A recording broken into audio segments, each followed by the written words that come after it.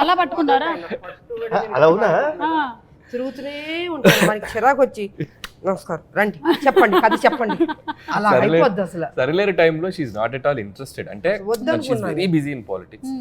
అసలు సినిమా అనేది ఆవిడకి అసలు ఐడియా లేదు, అసలు చేద్దామంటే మేబీ ఇంకో అప్పుడు ఆ టైంలో అసలు లేదు.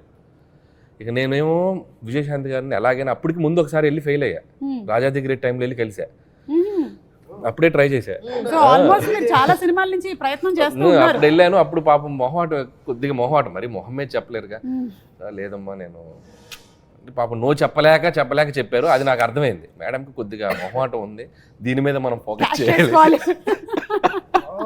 నీకు అర్థమైందా?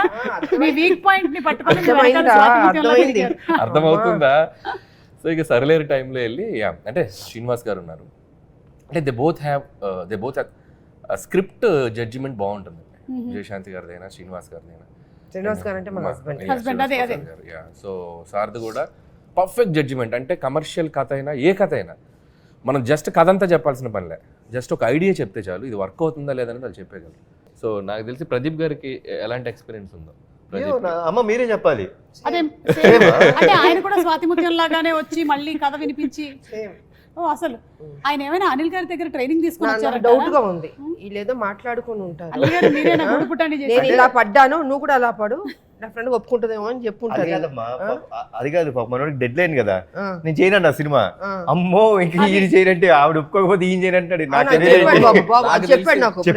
చెప్పాడు మీరు చేయకపోతే బాబు చేయనన్నారు. అమ్మా నా లైఫ్ పోతుంది, దయచేసి ఎలాగని ఒప్పుకోండి. పెద్ద మెడిసిన్